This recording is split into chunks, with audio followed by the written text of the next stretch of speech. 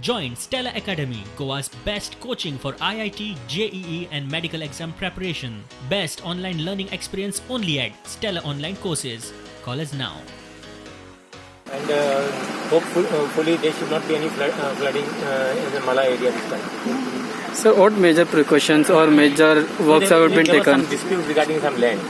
So that dispute is basically being solved because for passage of water, certain people have claimed that land belonged to them, while there was someone else who has claimed that land belonged to him. So the CM has resolved the issue, and hopefully there should not be any problem. So Hopefully Mala should not be flooding this. So when the work will be starting? Work will be starting from today. There was the work had stopped because of this issue only, as far as WRD is concerned. So WRD will start commencing the work today, and so will GSIDC. and what about other parts of Panjim, sir?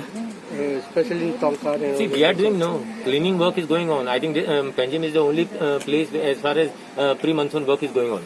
There is no other place in Goa any other work is going on. And about the Nala that work was going on. Which Nala, Baba? Creek.